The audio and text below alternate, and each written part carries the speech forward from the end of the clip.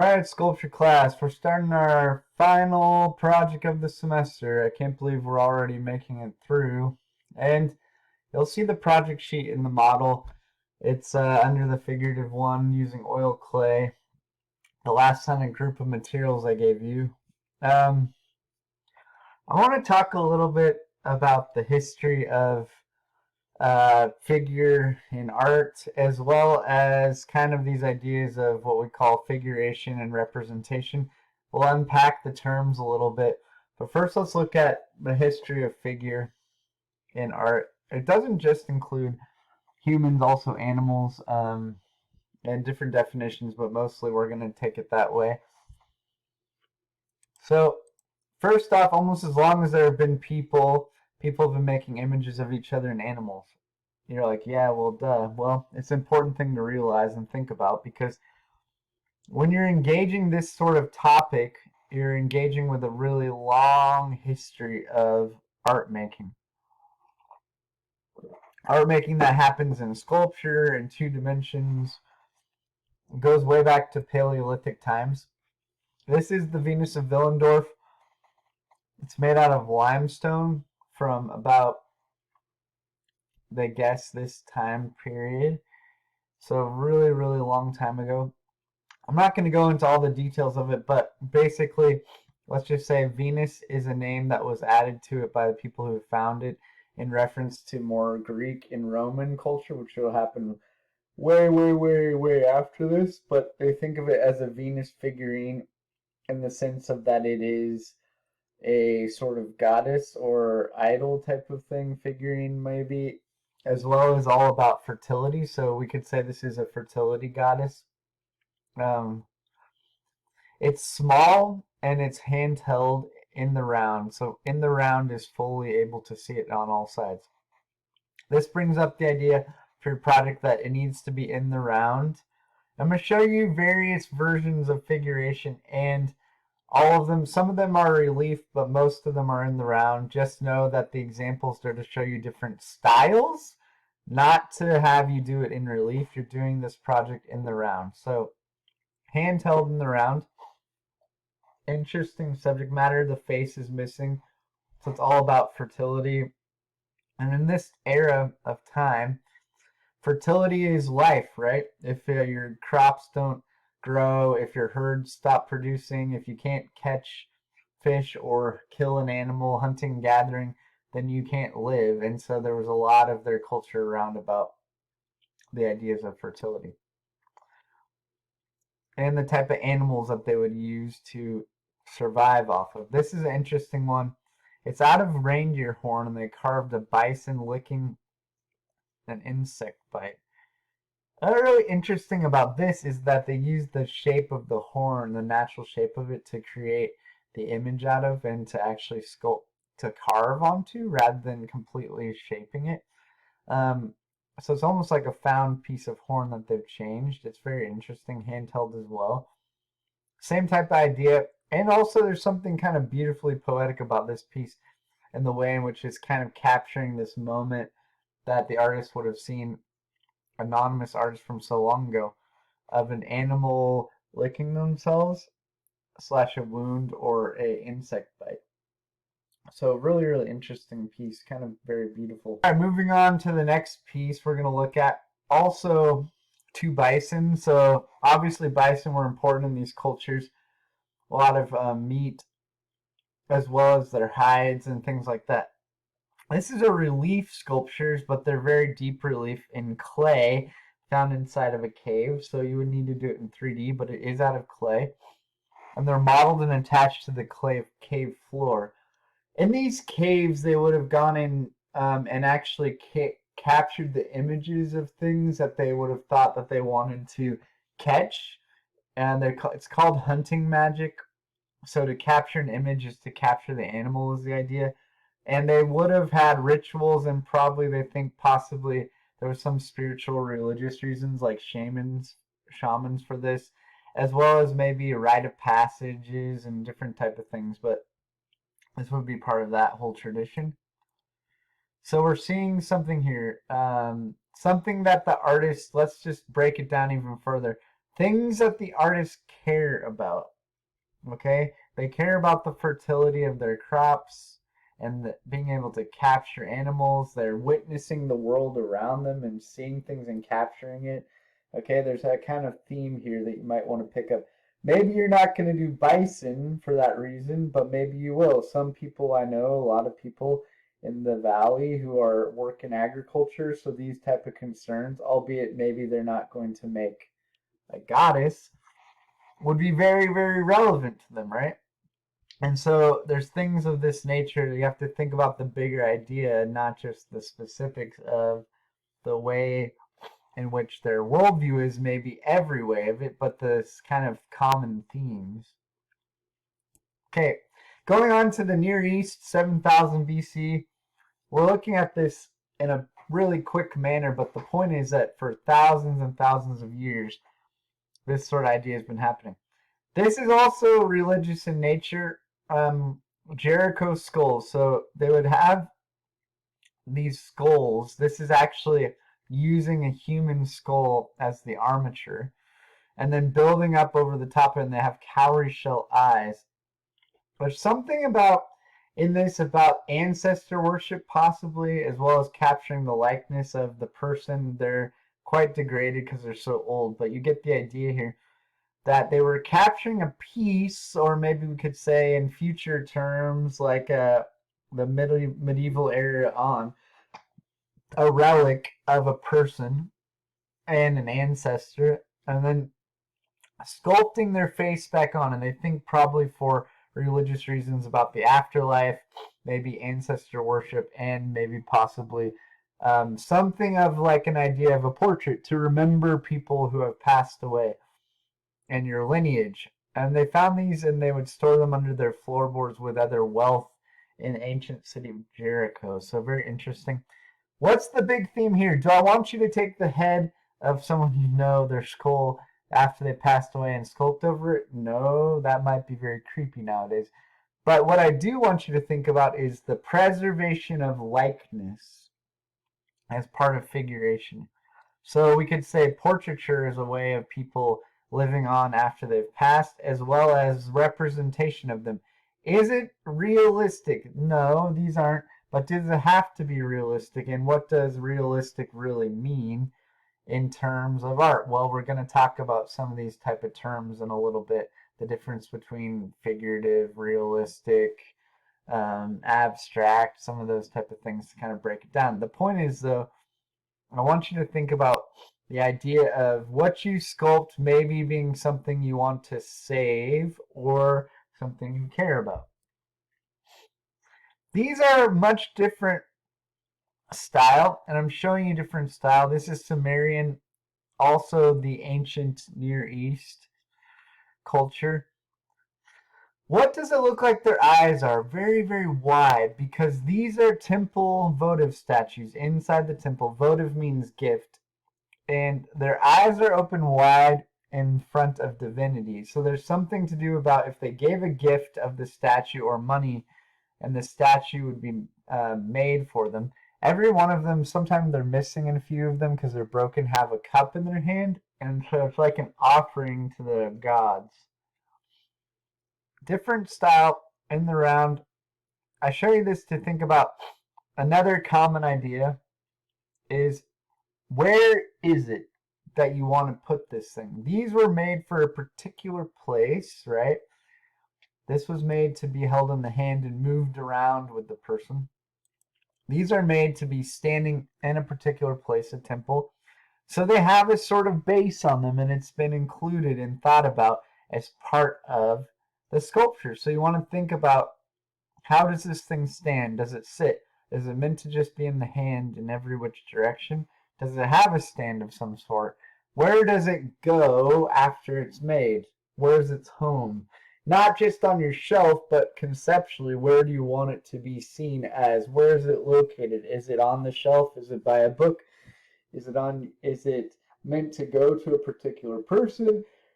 Is it supposed to be something you would want to put outside and you're making a model out of it? There's a lot of different things to think about with this. So I show you that also to show you the idea of stylization. So stylization is where something that would be organic is becoming geometric. And you can see that in the beards here and the kind of kilts that they're wearing, all those type of things. So another piece from the ancient Near East, figurative but not human, but a figure, is this idea of a bearded bull on an instrument. So interestingly functional on this one. And it's made out of different materials than oil, clay, lapis, like azure, stone. But its bulls are symbols of fertility, power, growth, all these type of things, the procreation, possibility of your herd increasing. So they're using these type of symbols for kings and all sorts of stuff throughout history. Bulls get used, lions get used a lot, a lot, a lot. And you think, oh, that's funny, weird. Why would they do that? Well, think about the Chicago Bulls, Detroit Lions. We're not so very different from these people. Maybe we don't believe in a bull-headed god or a Minotaur or that God looks like a bull. Some people may still in different ways. But we do still have this connection to power symbols and animals of particular sort that have a lot of power in nature being symbols of that. What's the symbol of the United States? Eagle, right? Eagles are powerful creatures, and we're going to see some from ancient history as well. Another type of figuration here is seen with this guy called Naram Sin. This is called a stele. It's an upright slab of stone. It's depicting this narrative where he's defeated his enemies and he's wearing this kingly cap and he's coming before the gods, the mountain. He's showing himself to be the worthy king who's done the will of the gods and defeated his enemies. Well, do I want you to defeat enemies and take an empire? No. Do I want you to think about the type of things you have in your figure, the symbolism like this horned cap that he has? Yes. So I'm showing you that to think about another usage for sculpture. Of course, you're not going to, it's kind of, I'm being ironic and jokey. It's not that funny about the whole go on a rampage. But that's not the goal. It's stupid to even mention. Of course, you're not thinking that. The point is that to think about the type of symbolism you do with what you include in the imagery. Do you include other type of props that the animal figure is wearing or around? Is there like a feeling of a certain scene? Is there mythology involved in some way? Okay. This guy, seated statue of Buddha, he is a ancient Near East king. And these are temple plans. He was known for being peaceable, and he's got his hands grasped in like prayer or respect, and these on his lap are plans for a temple. So again, a religious sort of means, but also we could say propaganda. If he's making sculptures of himself, paying homage to the gods, making things for them, then in some way we're talking about the idea that sculpture is public propaganda, used to create a sort of image of people and ideas of things, very much like this, a propaganda piece to show people a narrative. Well, you're going to construct a narrative in your sculpture.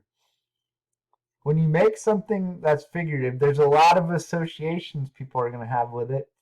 And we're going to have to think about what type of associations are there that you don't know about. And if you don't know about them, maybe you need to become aware of them and control the narrative a bit more rather than just make something random, right? So that's something interesting to think about. Also, there's a common theme here in seated statuary that has figures on it. You can think about The Thinker by Rodin. You could think about this. You'll look at a piece, we're going to look at a piece of ancient Egyptian art. So there's a common trope of a seated figure. Gives them power, kingliness sometimes, a lot of different things. But humanistically, like with Rodin thinking, there's a lot of different kind of connotations depending on the pose. But that's one way to think about what is your figure doing? In action, standing, are they seated? Are they basic shape?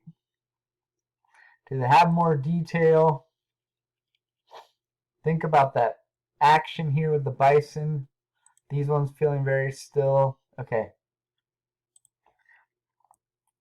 This is interesting piece, not in 3D, so you're not going to do in relief, but it's called the Palliative Narmer, and it's a narrative about Egypt and the unification of Upper and Lower Egypt into one place, one kingdom. And this guy in the smiting pose is Narmer with a mace and this bullprint crown, which later becomes the double crown over here, is a whole big narrative about how he is meant to be the king of Egypt and unify it. These are like animals that are unifying, that are very interesting in mythology.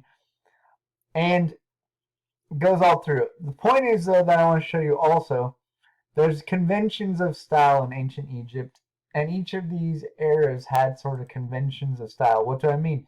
Well, see how all the men are bearded. See how all the eyes, except for the monk-like figure, see how the eyes are open wide in all the people? See how they're wearing common sort of style of kilt? Well, this has a twisted perspective. There's hierarchical scale, things that are bigger or more important, smaller or less important. He's holding his sandals because he's standing on holy ground. He's got the certain type of kilt. He's got the frontal eye on the side of his head, front torso. This is that twisted or composite view of the human. So you're going to think about all these type of things as styles that you're going to do. Does it need to be realistic, fully real? No, it can be representational but not real, and we'll talk more about that. We've got a few things in relationship to that. But I want you to see that right now, that many of the things I'm showing you are not hyper real, but they're still figurative. So another seated statue sculpture. This one is of Khafre, the builder of the big Great Pyramid in ancient Egypt, Gaza. This is actually a serdab, so it's actually functioned to hold his ka, his soul, and really important for them with their whole beliefs in mummification and their afterlife. It shows him in power. He would have had some kind of nub of a scepter or some kind of. He's very powerfully seated like this guy, but he's got more maybe intensity in that he's holding something. Intensity is the wrong word. He's more than just hands grasped. He's got on his back Horus, which is a god, supporting him. He's got his throne. He's very much in a tranquil repose, but very, very much a power kind of stance. Seated figures, a power position, not stance. He's not standing. So you get the idea here. Different things that are stylistic to them: the fake beard, the headdress, all the type of symbols. Ancient Egypt as well, seated scribe. This is also probably a serdab made out of limestone painted. It's a scribe. He's in the position of his labor and work. He does not have as much of a formality to him and rules because he's a lower class person, more naturalistic, more looking like the guy probably. This being more of a idealized version of some power in a person. And he's doing his job. So, in the act of doing what's important to him as his job and his position, back then, scribes had quite a lot of power. There weren't a lot of people who could necessarily read and write. The masses were not literate.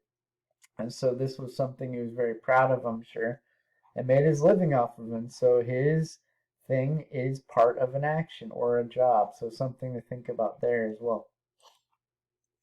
Ancient Socratic idol. We're looking at something from the Aegean. That's in Europe, the south by Greece, and the different islands around there. This is cannot stand. It was meant to be processional. So in this way, we're kind of going back to something that has more similarity to this, albeit very different style.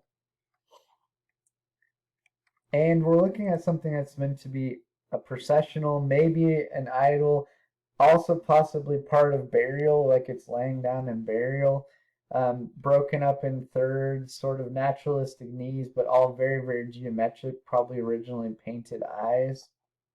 And we're looking at something that was maybe a fertility goddess, similar type of focus on the pubic triangle and breasts and things, but also possibly about death and and coming back into the afterlife. So something interesting going on there with that for these people, interesting for them. So that's what they were making. Moving on to more cultures from the ancient world, but this is Minoan / early Greek, maybe. It's the depiction of the Minotaur, and we know that the Minoans who are on the island of Crete in the middle of the Mediterranean had a lot of mythology around bulls and bull jumping, and they had their palaces that were their main palace in Knossos was very like maze-like, and they think that possibly this is the origin of the myth of the Minotaur and power that came later in relationship to the ancient ideas of this culture filtered down. Half bull, half man, coming from an ancient Greek mythology about someone pisses off a god and goes on and on. I'm not going to tell you the whole story, but something to think about here. Does your figure have some relationship to mythology? Or is it a personal symbolism? I don't want you guys to knock off a bunch of things from comic books you like and also graphic novels or video games. I want you to think about how this can be more than that. And sure, if those things are important to you, okay, start there and begin to think about how they can transform a bit from just, I made a version of Hellboy. Yeah, great. Okay, but that's not going to do it for us, really. That's just kind of one way of going about this. I want you to kind of go beyond that and think about how mythology relates to your position and things like that. And maybe you do make something that has a strong reference to it, but I want you to think about twisting it a bit and making it a bit more than just that. So it's not just recreation of something that you like, but actually becoming your own. So it's your own original design and changing it up that way. This group used to have, the Minoans had this, they're pretty sure, a real ritual where people would jump over bulls, and maybe it was some type of religious celebration, kill the bull at the end of it. Think, oh, that's interesting, kind of weird, and you're probably like, no one does that anymore. Well, not true. Have you been to the rodeo lately? Bull riding? Have you heard about this thing called bullfighting in Spain, right? Very much about feats of strength and all, and proving yourself out. So this is probably one of these type of things all the way back from 1600 BC. Another snake goddess from the same culture. So she's the mistress of the beasts. She's in power position. Snakes are from the earth. She's sort of fertility goddess as well. The original crazy cat lady, as I like to call her, with a cat on her head. Again, what type of clothes does the figure animal person mixture of two wear? Is there other type of things by them that are part of the narrative? Ancient Greece. Now, we're getting into the idea of humanism and that man becomes more of the measure of all things rather than the gods in ancient Greece. And it's a change in viewpoint. And because of that, we're starting to get depictions of people who are, in ancient Greece especially, later it becomes more history, but early on with them, it's about the ideal person, warrior, athlete, hero. They got a braid on their head because of that. And this stance is like the ancient Egyptian stance, so they learn from the ancient Egyptians. But think about the pose of the body as part of what you're communicating. Different poses communicate different things, right? This guy is posed in such a way as he's doing his work as a scribe. She's holding up snakes because she's the mistress of the beasts. This Minotaur is sort of somewhat in anguish or a position of kind of potentially turning towards something, kind of read the body language to be speaking something. This is very blocky, but still, it's stepping forward in a sort of power stance, right? This sculpture. Not just women depicted in ancient times as goddesses, but this is Peoples Kore, named after her belted dress. This right here. Kore, if you see this was Kyros, Kore being the ideal female. She's got the archaic smile, so does the other guy, so sort of happiness. Missing one of their hands, but you're getting into the same type of thing, an idealized version, stylized hair, representing something that's humanistic, the idealized person to attain or go towards as a cultural. I guess you could say in some way this is equally propaganda as much as this or this. This has a sort of type of propaganda in that it's representing a worldview that's trying to have culture attain to. This is called Zeus or Poseidon, also ancient Greek bronze sculpture. This is Zeus or Poseidon, depending on what would have been in his hand. If it was a lightning bolt, Zeus, a trident, Poseidon. But he's in action. So we have these ones that are very still, holding their hands to their sides, still power stance. Think about the action that the person might be taking, or the animal, right? We've got different versions like we've been talking about way back here. The animal is licking the insect bite or wound. This is a god who's about ready to throw some type of power device, right? So we're getting different type of things, and we feel the musculature. This is getting way more anatomically correct than a lot of things we've looked at. And so you can go this route if you want to. I'm fine with that. And have a mix of stylization in the beard and hair. If you want to really try to do the human figure realistically, I'm fine with that. I'm not necessarily personally in my art always interested in that, but I can appreciate it, and so it's fine. My example I make probably won't be trying to go this direction. I've never been one to really be too concerned about super realistic human sculpture for my own work, but nonetheless I think it's very interesting. This is Hellenistic, ancient Greece. You're getting the rules that they built up over time in archaic and then classical, and then Hellenistic, they're beginning to break them. This is the head of a particular person, so we're getting something of history coming in here, mixed with sort of still an idealization of that person. He's turning away, has more emotion in his face, still some stylization. Alexander the Great being one of the most important rulers of the ancient world and created a giant empire that Hellenized or changed much of the ancient world and brought Greek all over the place. So, very important historical figure. Also ancient Greek. This is Laocoon marble made about a myth. So this is the priest and his sons who tried to warn Troy about the Trojan horse, or uncover the plot from Homer's Odyssey or Iliad. Which one is it? I can't remember off the top of my head. Anyway, the Trojan horse is a gift, and it comes with that idea: beware of Greeks bearing gifts. Is an actual phrase people talk about back in ancient classical literature. Well, they brought the horse into the city, and then at night they came out and destroyed the city. It's what computer viruses are named after. These are the guys who tried to expose the ruse, and so they got attacked by sea serpents, as in they were going against the will of the gods, so the gods killed them. Type of idea happening here. Also Hellenistic, way more emotion and movement in the piece. So is there a combination of human and animal in your piece? Is there some way in which there's a relationship between nature and your figure, if you want to put human and animal? Or is there just an animal doing something that's symbolic or standing in for a person?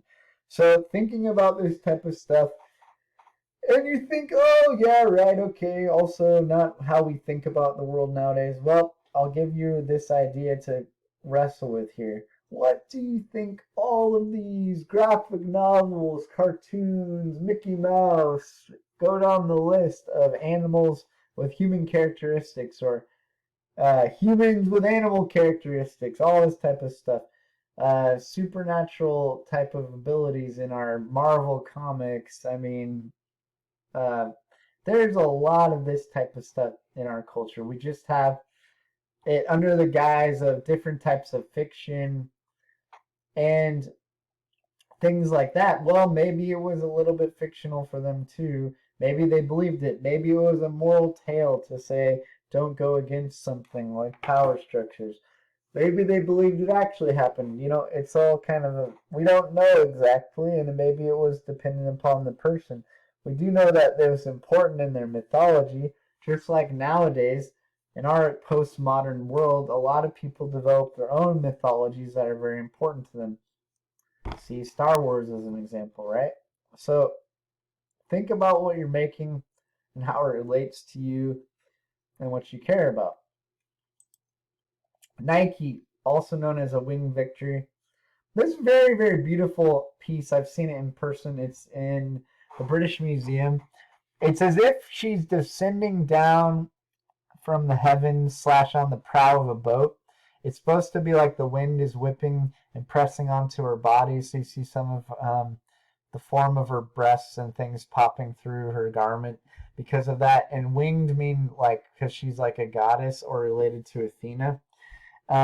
It's meant to be was on the prow of a ship originally, and when it was found, a sculptural piece on the prow of a ship, so it's relation to victory, naval battle, and all these type of things. But a lot of really, really fine carving and detail in the garment and the wings, and they're very anatomically correct compared to a lot of things we've seen as well once we've gotten to ancient Greece. So think about the situation. Are you seeing something in action? Are you seeing something as it's happening, or are you seeing something just depicting? Important piece in ancient Rome, looking here at Rome for a couple slides. This is Augustus of Prima Porta. That was where it was found. He's in this act of oration, like a speech making, and he's having this idea of he's a conquering general. He's wearing military garb. He's in a contrapposto pose. This is ancient Greece and also ancient Rome. We haven't shown you one yet, so this is the first example. It's where your weight is on one leg, and then you have this bending. The hips go like this. Classical pose for figure, contrapposto. He would have had a baton of power right here. It's missing, but power symbols, oration, definitely imperial propaganda, as well as the fact that we have creepy little Cupid down here riding the dolphin, which is symbols of Venus. So he was trying to say that he was related to Venus or like a god and meant to be in power, divine right of kings sort of idea happening here. And Cupid being the offspring of Venus. So he's saying he's a part of that lineage and he's a powerful conquering general, warrior sort of idea. So think about the messaging. I mean, I'm not saying that you should make propaganda, but think about what you're making and what the message is. Another Roman piece, and the first of historically considered the type that all equestrian portraits are made off of. Equestrian being horse. So a person on their horse.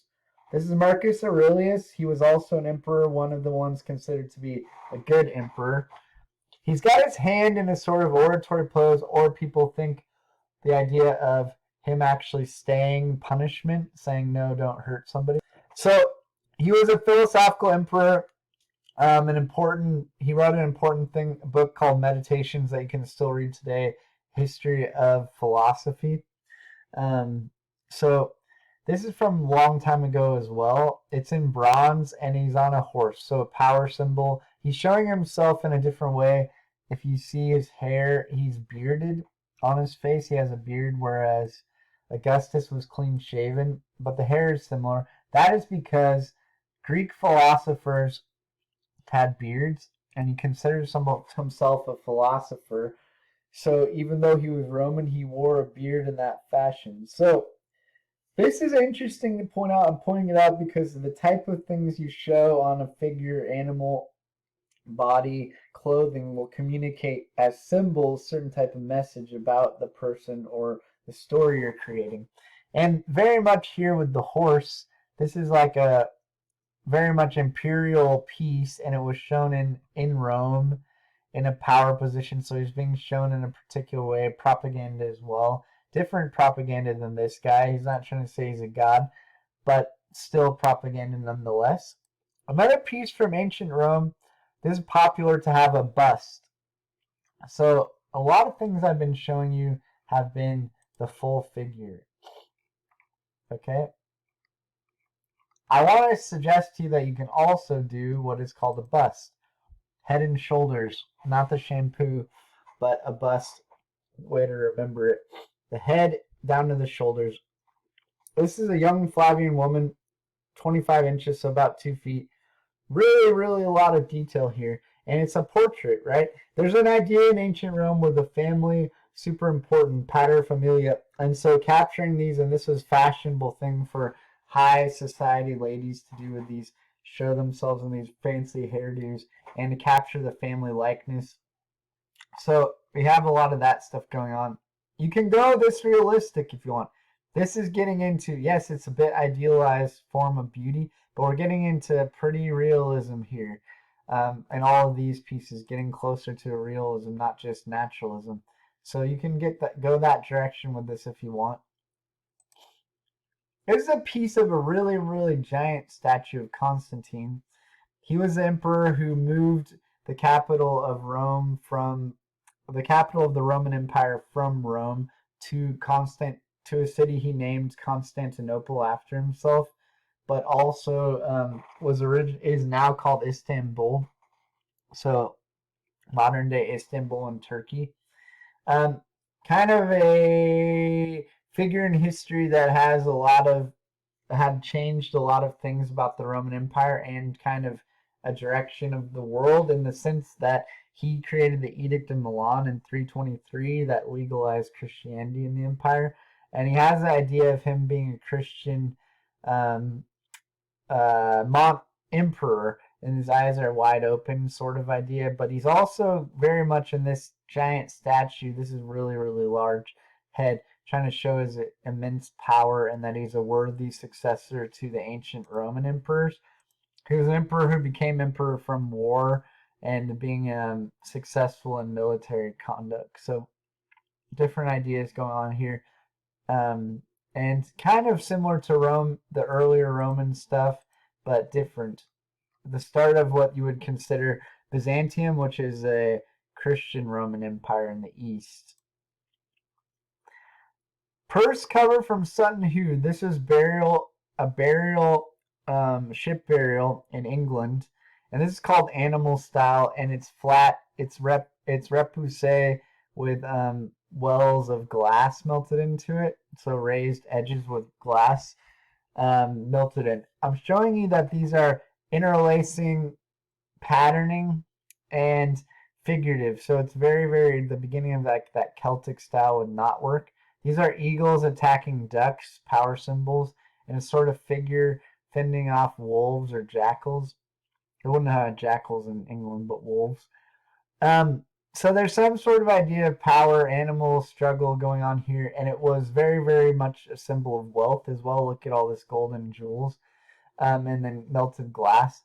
It was holding, it would have been originally the clasp or closure of a big leather bag, and being buried with a person. This is something common you see in the ancient world, and maybe even now in certain ways. People bury wealth with them as power symbols, and also as a thing. There's ideas in a lot of cultures that they could use it in the afterlife as well. This is Charlemagne is a really important king, emperor of the Holy Roman Empire. He was crowned in 870. We're going a lot further forward into AD. By Pope Leo III to be the emperor of the Holy Roman Empire. So we're getting something kind of coming off from Constantine. Much later, legalizing Christianity 500 and some odd years later, an idea of a new empire that was Germanic, but considered this. He's got an equestrian portrait going on, so he's considering himself a worthy successor of Marcus Aurelius. He's pulling on that idea by doing an equestrian portrait. He's got the orb of power. He would have had maybe a sword in his other hand. He's got a crown on his head, gilting on him that's missing. So very, very much, it's only 9.5 inches, but very, very much a stylized, but still showing something of his actual likeness. We have coins from his era that have him depicted somewhat similarly. So it's becoming a little simplified. And there's a continuum of abstraction from hyperrealism down to like non-objective or non-representational art. Well, this is not like hyper-realistic, but it's representational. And the autonomy is not far off from realism. Like, it feels pretty accurate, but it's not going for as much realism as our young Flavian woman. So think about the level you want to land at and where that's going and why. Maybe not just do it because I just want to do it. Oh, I didn't think about it. Okay. In medieval Romanesque era, we begin, and even in this era of the early medieval, we have what they call reliquary statues and reliquaries, which hold the piece of a sacred person, or not sacred, holy person, sometimes a saint or different people, usually always a saint, I should say. Not all of reliquaries throughout the world are only Christian. There's other cultures and people that use them, but in Western art, most of them are Christian. This has the skull of the saint inside of it, and other things. This holds the relic as well. It's over a wooden core, and it's made out of gold and jewels. So relics were very important in this time as penance and also connection to things holy. So they put them in special boxes, or in this case, a statue that acts as a sort of holder, a reliquary for the relic. So this is an interesting way to think about this idea. Does it have a purpose beyond just looking aesthetically interesting? Is it connected to an idea? Are you trying to make something for somebody to use in some way, or for yourself to use? So depictions of historical narratives. We had something of history happening here. A defeat and a battle scene, I meant to say. There's an actual war scene being shown on this where someone is giving up something to a person who could stand in for the Roman army or Augustus or their god of war. Well, we have another idea here of depicting a narrative or story that many people believe to be historically accurate or have actually happened, which is Joseph and Mary from the Bible with Jesus going into Egypt, depicting the flight into Egypt. Made by Gizilbertus in the 12th century, one of the only sculptors from this era that we actually know his name. It's got his sort of style. This is his style over here as well. And he's using symbolism like halos over Mary's head because she's a saint. A lot of other things like geometric stylization. This was meant to be the top of a column called a capital, and it was used in that way. This is Joseph. And there's a lot of stylization mixed in with some amount of naturalism. So you can think about that, how you want to do that. They call this version of Christ like he's a miniature man, even though he's, supposed to be very young. And this is Gizilbertus over here showing something, narrative from the Bible that has yet to happen, this last judgment. And so there's different ways. He is very stylistic. He uses a stylization in the way he uses as fabric. It's like geometric and zigzaggy. So think about what kind of narratives you might be telling. Does this have something to do with what you believe in some way? What kinds of symbolism you put around the figure? Does it all have to be hyper realistic? Can you use an animal with a person? Are there other types of things, plant life, material that are part of the story as well?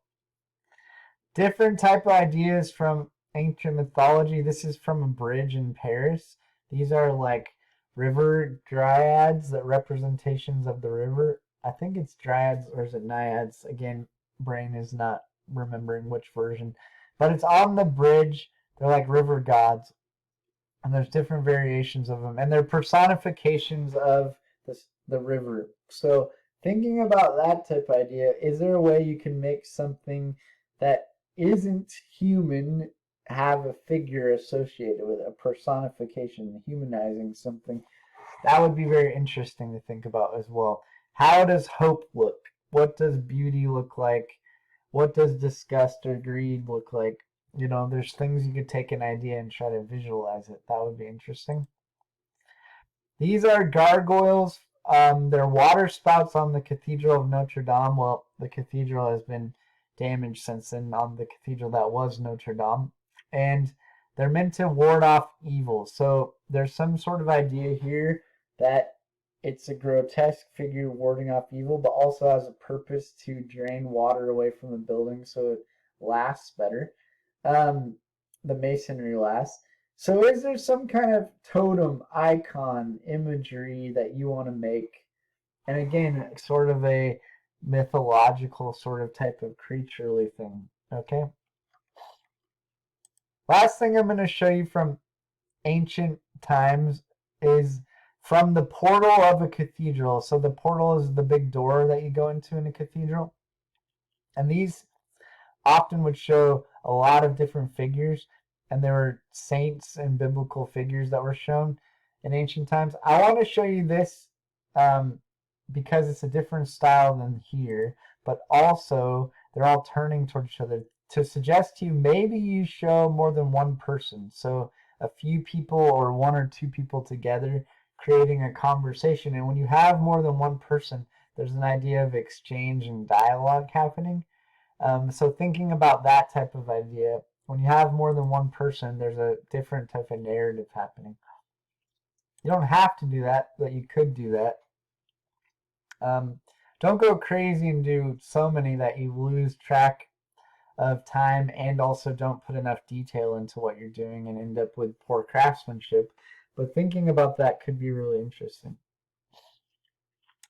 All right, let's unpack a few confusing terms in relationship to figurative, figure, realism, and things like that. So pause with me. I'm going to pause it for half a second and pull up a website. So you're going to see a jump cut to the website we're going to be looking at. This is from the Tate, UK. It's a museum that's pretty interesting. They have a whole part of their website that's art terms. And this is one I want to talk to you about. Figurative art describes any form of modern art that retains strong references to the real world and particularly the human figure, but does not necessarily have to be the human figure. So sometimes people use this term to be a contrast to, say, non-figurative, or we could say representational and non-representational. So sometimes they're saying figurative to mean reference to the real world, but they don't mean the human figure. So this term can get a little confusing sometimes, but it does usually have in some way a relationship to the human figure, just because we know figure to be figurine, statue, animals, things like that. But it's not technically a term that you could use to be only the human figure. So I just want to point that out. And there's a lot of work that can be configurative, connected to the real world, and even the human figure that's not realistic. So if you want to look at this, tate.org, it'll give you a little bit more of an idea of it. It's been particularly used since the arrival of abstraction. It says it's distinct from modern realism, and it's a style that predates post-impressionism, and people could even say maybe it's just expressionism, which is something that can be traced for a really long time. You look at it more in detail, it'll be interesting maybe. We could also say the idea of representational, like I said in my slideshow, figure and representation. It's a blanket term that represents some aspect of reality in a more or less straightforward way. So does it have to be hyper-realistic? No, but it's representational. So you're going to be working in the realm of figurative and representational. So again, came into popularity, rise after abstract art, and not quite the same as figurative art, which seems to apply to modern art, in which the elements of reality, while recognizable, are nevertheless treated in a modern way, as in expressionism, for example. The term Figurative also implicates a particular possible focus on the human figure. So this is more about a blanket kind of statement, you could say. Not just figurative is kind of more specifically used a lot of time. And then it's usually in contrast or opposite to non-representational, which is sometimes used as a synonym for abstract. But some people argue about that because they say pure abstraction means no longer recognizable connection to the world. Abstract means you can be on a continuum.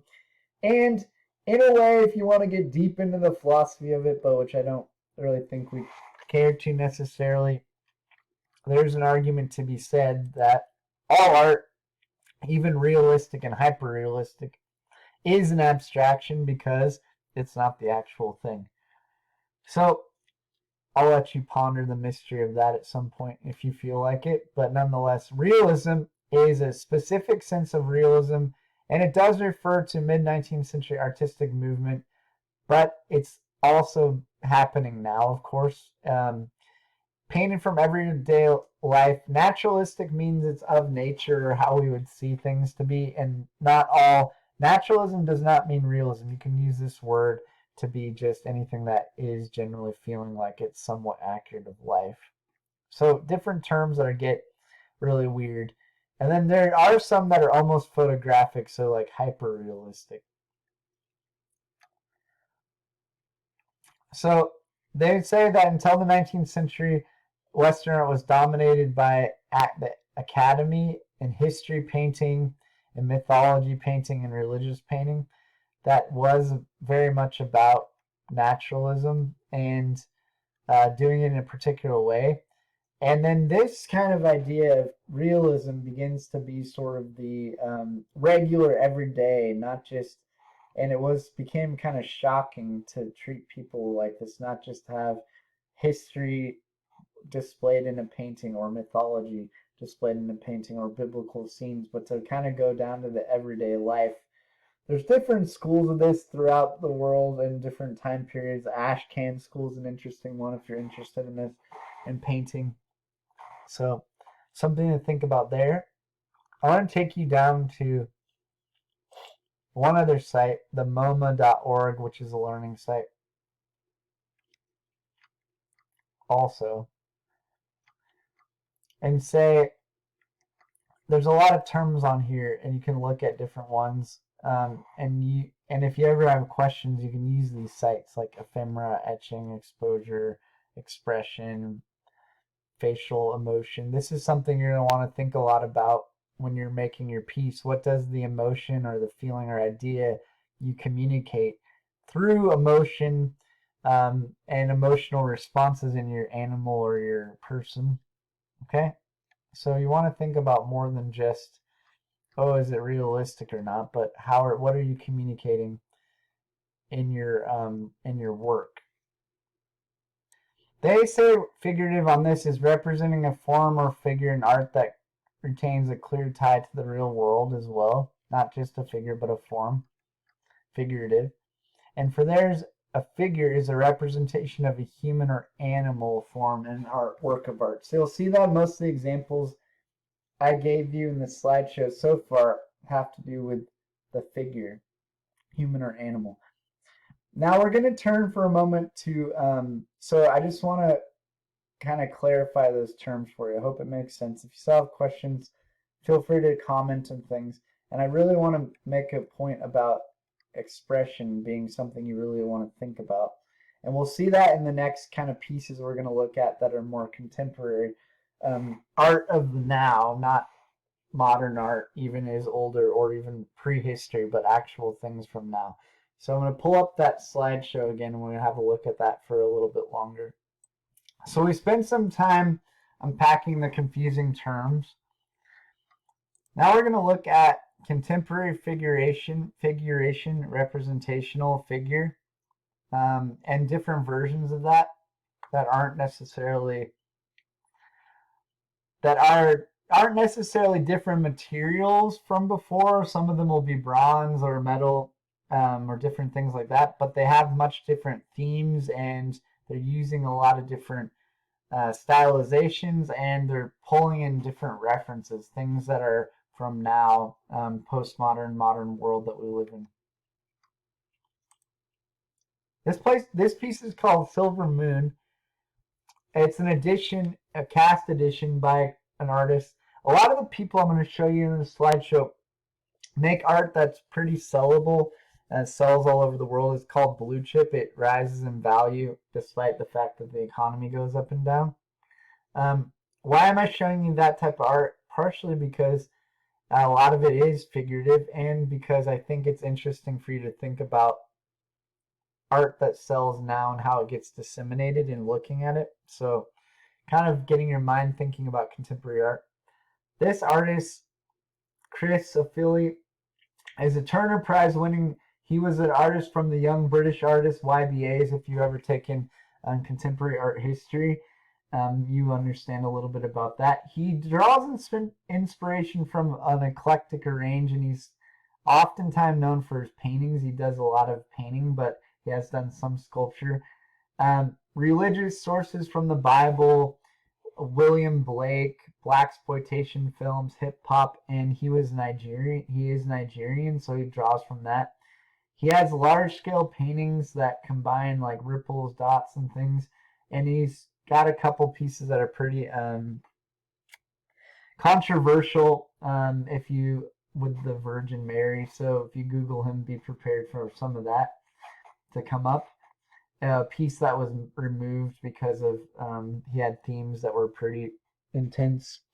So, but this is sort of still coming out of the same ideas of showing versions of people that are different from the classical Western art perspective, in that he's showing African, Nigerian themes, things that are often, I guess, excluded from Western art history. So he's very concerned with that type of stuff. That's interesting. This is a guy named Hank Willis Thomas, and he did work on a whole series of these from a show called The Beautiful Game about soccer. If you're into soccer and football, you'll know about this term, hand of God. It's a very what shall we say, important moment in the history of football, soccer, about a whole drama that happened where someone used their hand to block a ball from going into the goal. And so he's capturing a moment of that. I believe it was Diego Maradona, but all of a sudden my mind is going blank on that. But he's a conceptually based artist. He does stuff across sculpture, photography, installation, where an entire room becomes a piece of art, and he even does some performance art. This kind of piece explores the intersection of art, sports, and geopolitics, and how they're kind of thought about differently, but in fact they have overlap. And he says, in particular, to the ideas of nationalism, colonialism, and the kind of nature of humans to disagree with each other throughout world and history, and how, in a way, a game can become a metaphor and a type of battlefield of art, a battlefield of culture and history and art. He's bringing art into it as part of that with propaganda, but it's a proxy for war, basically. And so he's bringing in ideas like that throughout this whole body of work. So interesting. Also want to point out here, figurative could be a particular part of the body. We've had the bust, which is the head and shoulders. Now we have a piece which is an arm and a ball. So don't have to necessarily do the full figure. Also interesting here, we got a seated figure again. So a trope that shows up time and time again. Okay. So moving on from him onto another artist. Kasiraja Funkin, I butchered that name really badly. Words like a tower. It's actually wood, marble, and brass and bronze, mixture of different things. She makes whimsical figurative sculptures that connect with the physical and the metaphysical. So she uses other type of imagery to bring in metaphysical ideas, personifications of that. She carves them from wood, and also brings in other materials. They have a sort of surreal quality to them, and they're kind of like totems for the bond between the mind and the body. So the idea of our head and how we're thinking. If you see this over here, there's like sort of an idea of a house and all the thoughts over the figure. I could say this has a really, really, really, really, really strong connection, even though maybe people don't say it, to our snake goddess. She's holding animals. There's a sort of house over her with the cat. Her breasts are exposed. She's a female from ancient history. Well, we have a female from now, breast exposed, sort of head house-like structure of her head with different animals and things that represent metaphysical ideas. So not that much different in a way. Very, very different style and different, but not necessarily so different. She says as a quote, "When something happens, I can see lots of things which stand up from one's shoulders, just like an aura and a rainbow, orbiting above one's head and sinking into the other side." So the idea of thinking and things happening. Not all of her pieces have that floating over the head. This is another piece. Pendulum above the water. Definitely stylized feeling of humans. I see in her work quite a bit of an influence of maybe the way figures treated in something like Giselbertus. I bet she wouldn't say that, but or maybe even the simplification of Charlemagne sort of happening here. I mean, it's not super direct, but there's some kind of feeling of that for me. Another piece, another artisan piece that's interesting, Giacometti. This is he was a key player in the Surrealist art movement, but his work resists easy categorization. Some people say it's more formalist, others argue it's expressionist, and there's all kinds of argument. We won't get into all that. But eventually he kind of was excommunicated from the Surreal group because his intentions of sculpturing was different than what they thought should be. It was more of an expression of emotional response to the subject, and they didn't like that because they were dealing with dreams and all kinds of things. He didn't necessarily agree with them, but he attempted to create renditions of models the way he saw them, and they thought they ought to be seen. He said he was sculpting not from the human figure, but the shadow that is cast. So I don't think we could say people say that he's actually trying to see the way he saw them. I don't think we mean the way he saw them in that he was measuring their bodies and making them to look realistic, but in some way trying to capture their essence.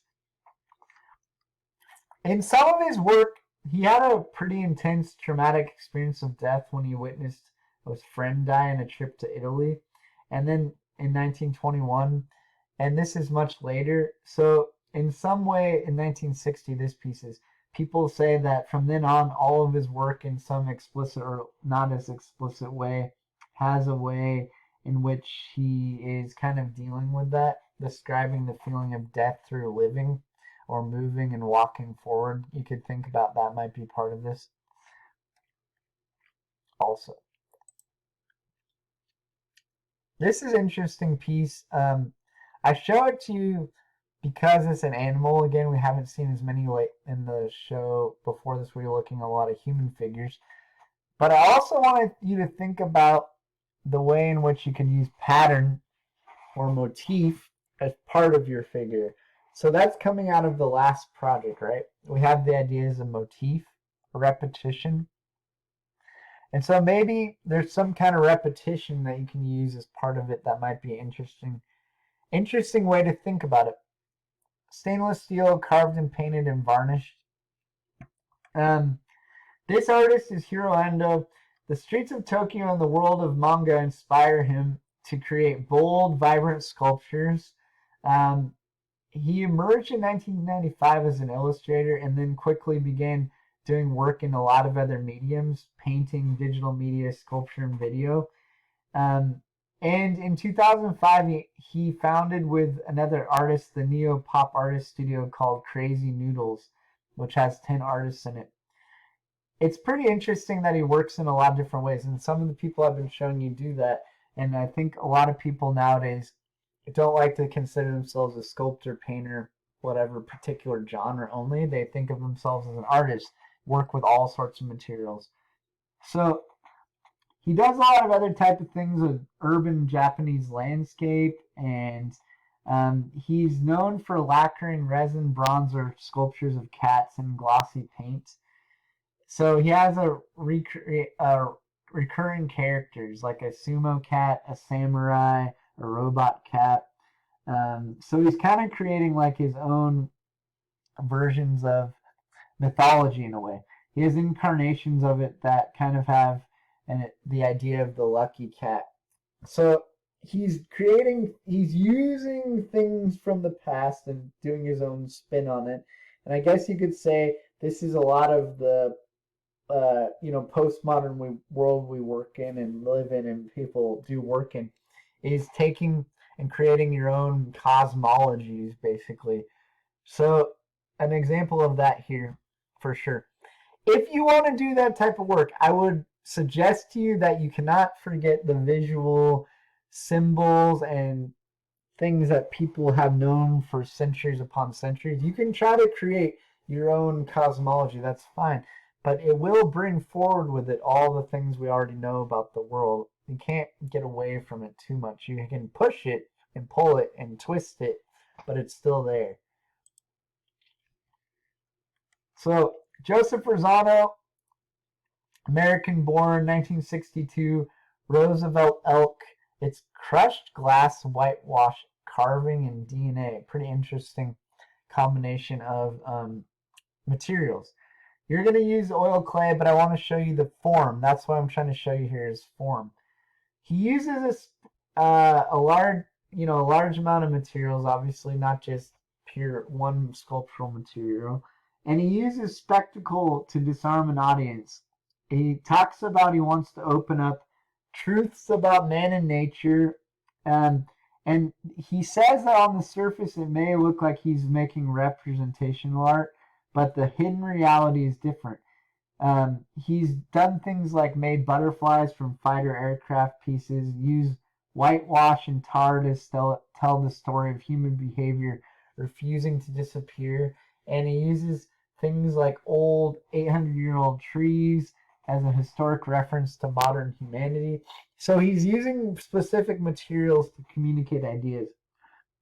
He's trying to contextualize his materials to create truths about the environment hidden in plain sight. So he is requiring you to think about the type of materials he uses and expose the viewer to truths that aren't exactly immediately able to be seen. He wants to protect the natural world and also show you about it. So it's very kind of interesting that he's doing that. You don't have the chance to use like DNA, right? But what I want you to think about is how a form has with it all sorts of ideas that it can bring about. Not just one version. You could say, okay, a guy who hunted and shot a deer and put it on his wall. Yep. Look at what he's done here. He put a tag on it.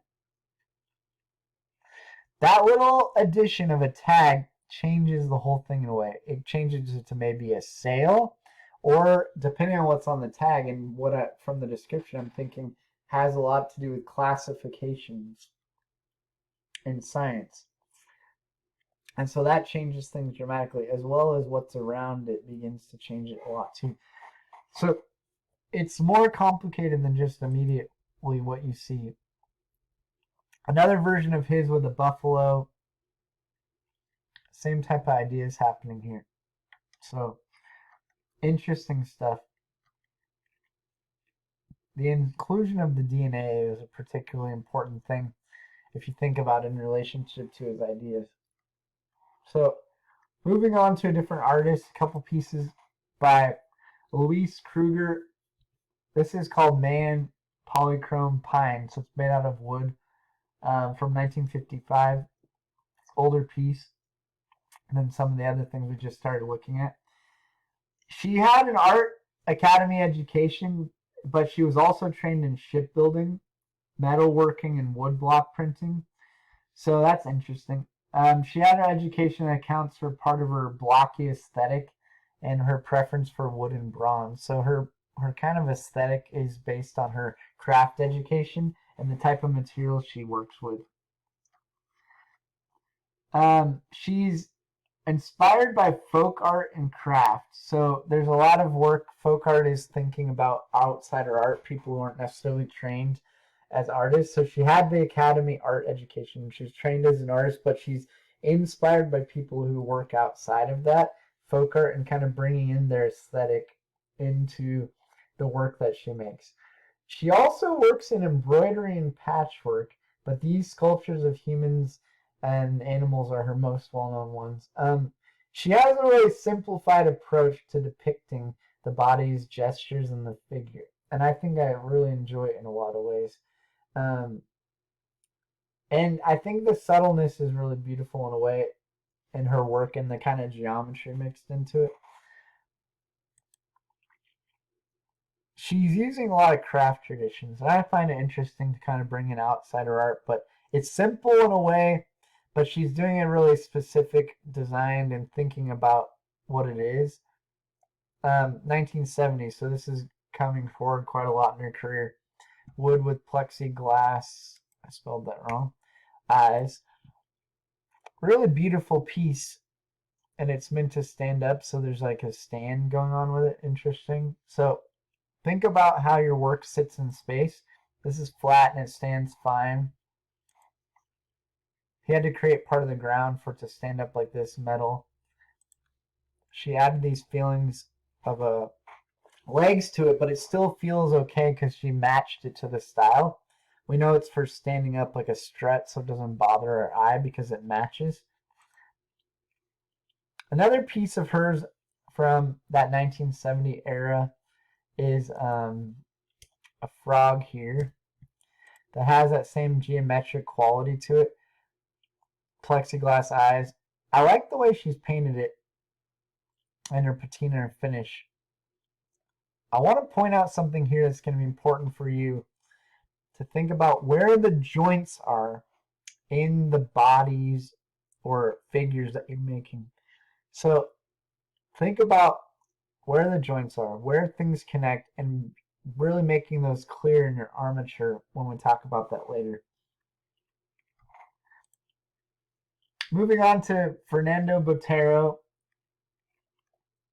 This is bronze casting. He's a famous artist. He works with ideas from Renaissance masters, and he kind of does his signature style very, very obviously recognizable once you see his paintings and sculptures. A lot of painting where he makes things inflated or bubbly looking.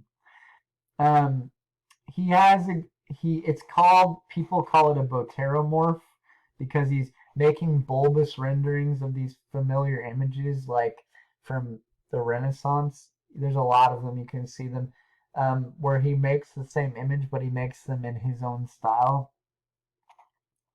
He did rotund figures, inflated forms. In 1961, his work Mona Lisa exemplifies his use of dynamic brushwork and then his idea of using the figure in this way. So that's a quote about him. I think it's kind of interesting to think about the idea. I don't really always love his work. Sometimes I'm like, yeah, it's like a one-hit wonder.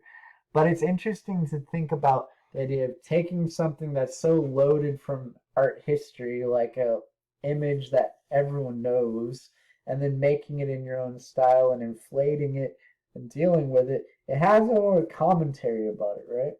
And it's kind of like ironic and almost like making fun of it in a way. But then he's serious about it, so there's a lot of complexity to that idea. So interesting to think about that. And how do you depict something?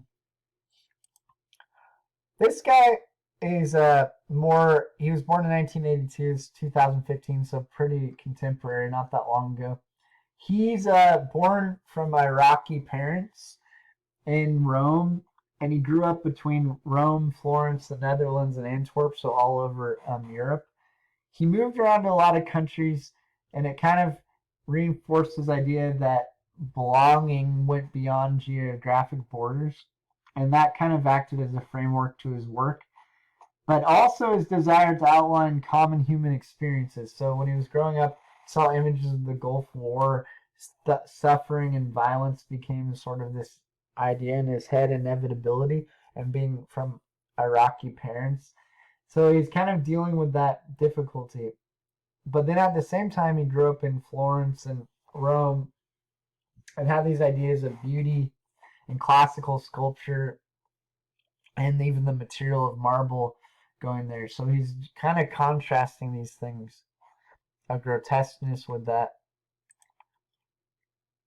And there's some way in which he's kind of almost remaking ancient sculptures that have been broken, right?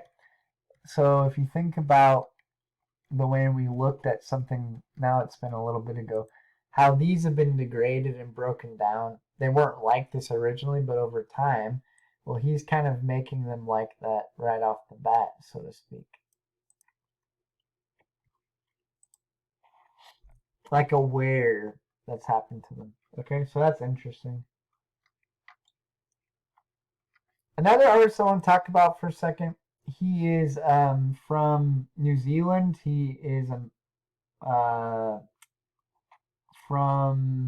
this is from 2015.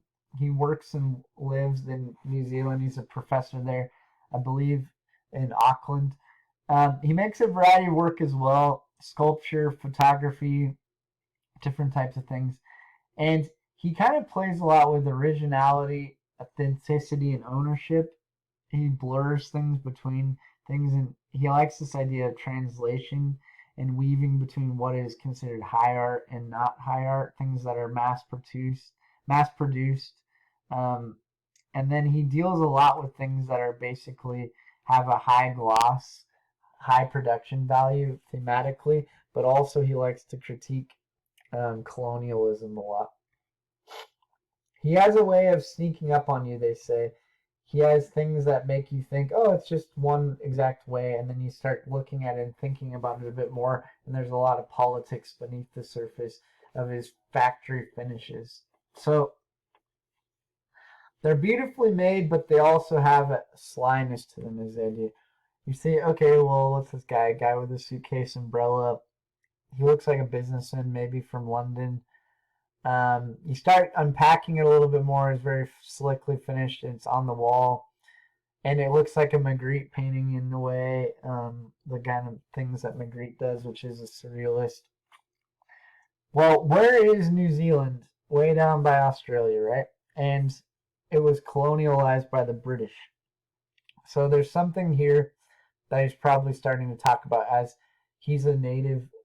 He's from a tribe that's native to New Zealand, talking about that type of idea of colonialism, all while also being just a kind of slickly made nice piece out of polyurethane cast resin and automotive paint, really finely finished. He also did this piece with a bowl and a piano, part of Homer, and ideas of Homer on top of it. You know, it's again finely finished. So thinking about history and mythology here, it's way more complex than that, but I just want to show you different versions of it. His work. Showing you something that's a lot more crude in a way here. Because I don't want you to think that the only way to work is this high polish. I'm showing you right away. But I don't want you to think, oh, this is crude, so it's easy to do. I'll just do some shitty looking crude sculpture and that'll be it. No. This is done very, very intentionally. So this artist works and lives in Japan, creates wooden sculptures using old styles of material and old tools from Japanese culture, a Japanese hatchet. He likes to create things that are a lot of things to do with human experience and expressions and emotions. And the works are a lot of sizes from just a couple inches to feet high. He likes to also use recycled discarded wood from traditional Japanese houses that are over 100 years old. So there's the idea of the history of the material, like this person with the DNA being a part of it. That's important. And even though this person's Japanese, they like a lot of inspiration from symbolic spirits of African masks. So there's something about that it's connected to Japan and their ideas and old materials from old houses, but also geometry and this idea of universality of human experience and symbolic spirit of these masks. The idea behind these is, what does it mean to be human? What is a human being? They're animal, people, anthropomorphic creatures, can even be in certain ways monsters, yet he says they're all metaphors of human condition. So something that's looking like a creature with heads popping out of it, there's sort of a simplistic beauty to it. A lot of holes dug in here. I don't want you to make something rough just for the sake of it. I want you to do it for a reason. And this kind of work can be challenging to believe because you're like, well, it just looks like they couldn't do anything better, right? And maybe not. So I don't expect you to necessarily believe this artist and what they say about their work, but I want you to think about it. This is a work made by a duo. It's called Homo Tesco Metro. You know, Homo sapien is person. Tesco is in England, they're British, a big shopping like Walmart, and Metro being city. So they produce objects as a duo when they do deals directly with political, social, and historical issues by using a mix of eclectical references. Well, this one probably for sure is dealing with the idea of shopping and the way in which people are throwing things away, right? They have a garbage can with a skeleton on it holding their hands. So very, very, very strong ideas about commercialism and commercial concerns and how people behave and what they believe in, the way they work in the world, right? Sumo ergo sum. I shop, therefore I am. I think, therefore I am. Common idea of Descartes, right, in philosophy. These are all kind of mixed up words from Latin and things they're messing around with. But look, a purse, shopping bags, credit cards, littered things, death. I mean, this is really political, not like subtle at all. I'm really trying to hit you in the face with it. So you can go that route, make commentary about social things. That's a really important way of thinking about working too. You know, human experience, human emotion, political things like colonialism, political things like critique of commercialism, war, beauty, depiction, outside, what is art, all kinds of ways of working. Tom Friedman, this is a small version, and this was made into a public artwork.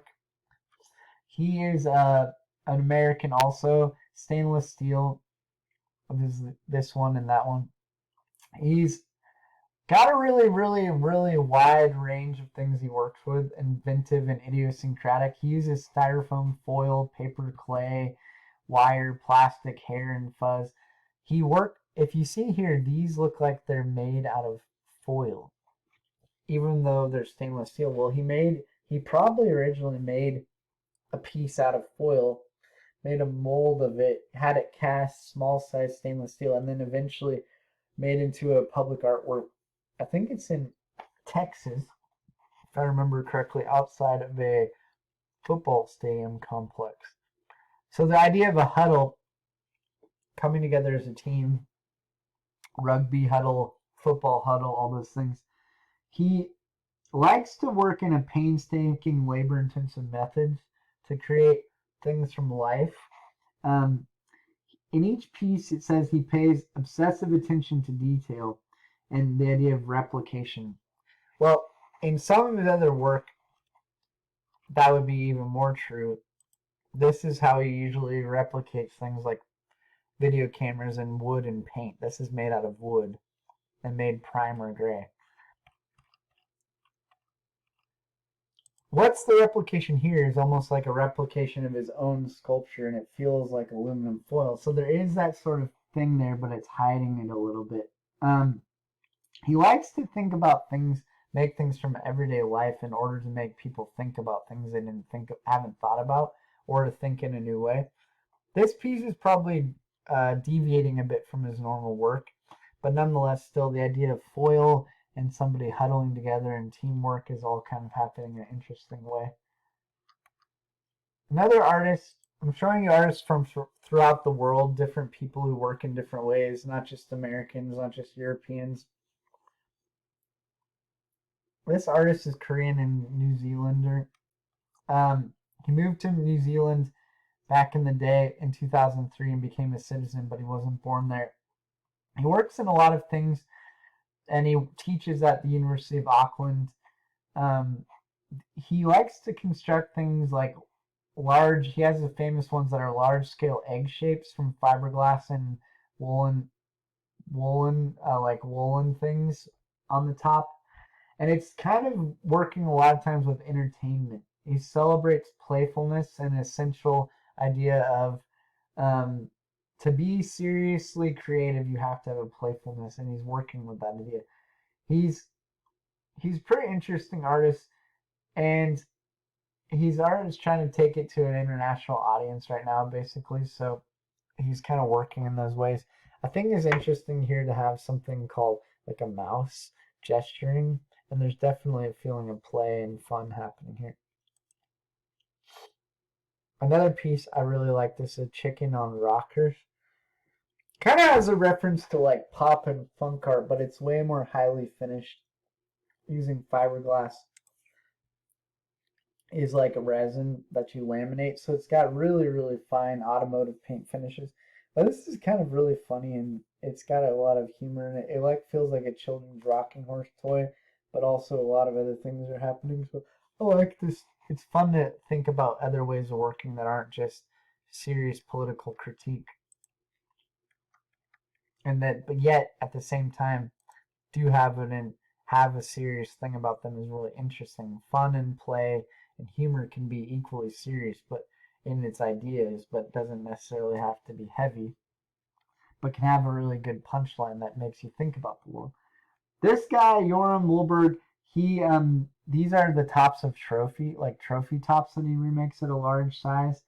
And he uses childhood toys and everyday objects to create large-scale sculptures. They have a lot of symbolism and cultural things attached to them already, like these objects that sort of inform Western ideas and worldviews and culture.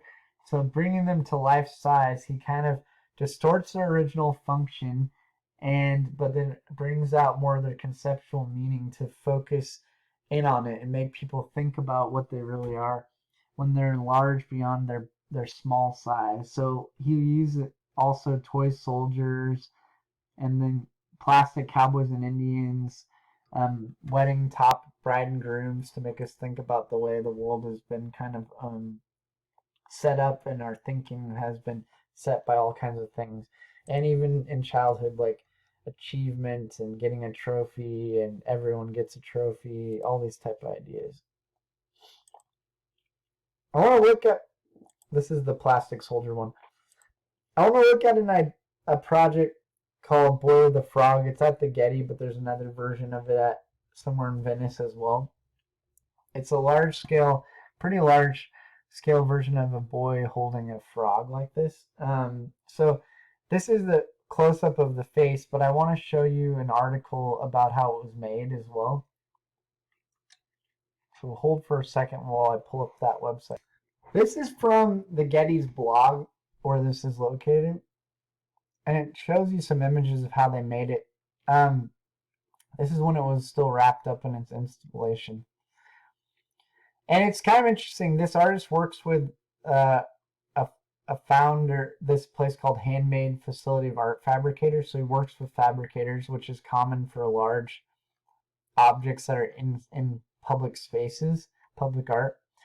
He had this idea of a boy holding a frog, and he took some pictures, and then they made 3D digital models, and he became like a Renaissance sculptor, but used 3D modeling software that had a haptic interface. You could respond to touch, and it's even used for dental surgery.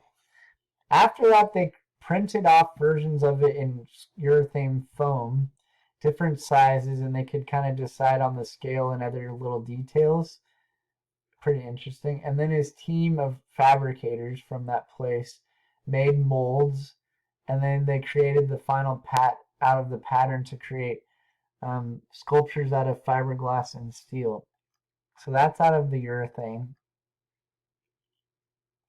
If you look at it from the outside, you can see below that fiberglass layer, which is like a resin layered and layered with mesh in it to keep it strong. It's a 1/4 inch thick, and it's got like a really fine paint job over the top. Is a stainless steel armature. So in essence, he made a giant version of what you're going to be doing with oil clay, a stainless steel armature, and then he put a hollow, rigid thing over the top of it, rather than something that's moldable like your oil clay.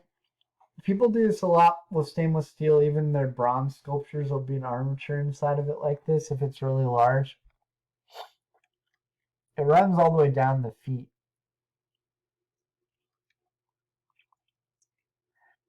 This is the fiberglass version installed at the Getty.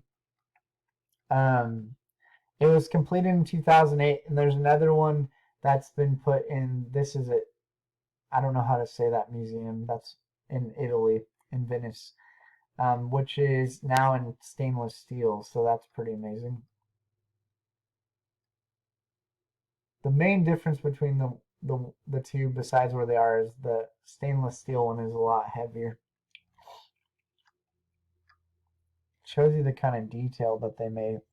This is an interesting artwork because it's using like new technologies mixed with like old concerns, and keeping it white makes the idea of like ancient Greek art that used to be painted, but now because it's white and the Romans remade it white too, it's become an aesthetic that's associated with classic work and neoclassicism. And so by doing it, he's kind of tying into those ideas as well. So that's pretty interesting stuff. So that's Boy with Frog. Let's look at now the project sheet that's also in the module. So you're supposed to make a project that is figurative and oil clay with a wire armature to keep it in place. Those things you already have. You can purchase Sculpey or other types of colored modeling clay if you wish, but this will not make your project get a higher grade. It'll just be if you want to add color. You do not have to add color. I would like you to mostly think about the form.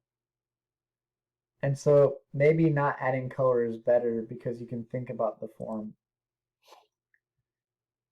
Exploring representation, mass, and form. Okay? It has to be fully 3D, so in the round all the way. There's not a size requirement, but I'm telling you to be aware that too small of a scale doesn't allow for detail, and it's not easier. Not easier.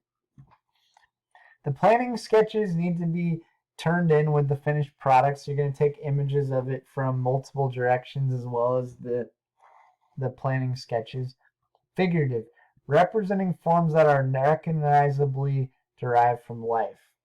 It does not have to be a human figure, but I do want it to be not just representing forms that are recognizably derived from life, but also dealing with the figure. You get a grade by following the requirements.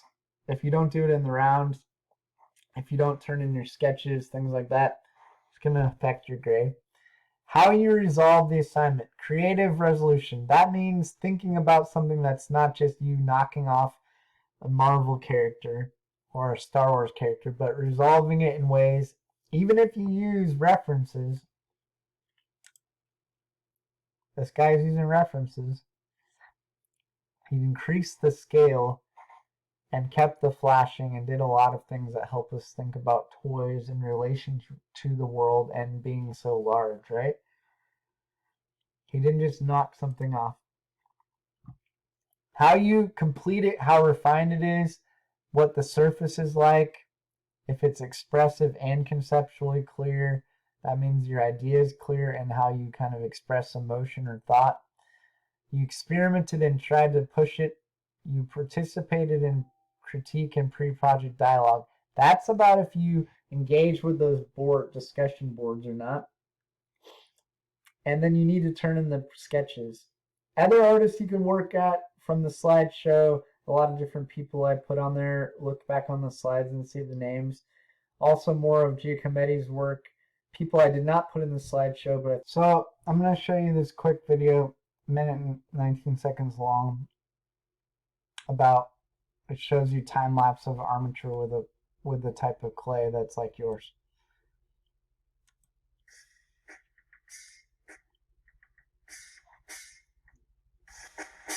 You got your modeling clay.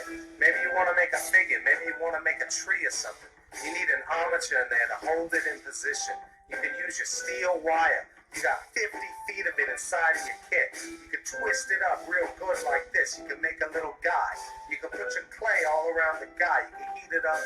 You can chop it up in little pieces and add it bit by bit. That's the easiest way. You build it up slowly. You can heat it up and you can bend the guy around. You can do whatever you want. Maybe you sit him down like this. Maybe you're going to put him on a little rock. Maybe he's going to sit there on a little rock like that. The armature will hold him in position. It's great. You can use anything for an armature. The clay will stick to almost anything. It's fantastic stuff. You can make whatever you want. You can give him little feet. You can give him a head. You got yourself a thinker. He's sitting on a rock right there. What's that guy thinking about? What's he thinking about so hard?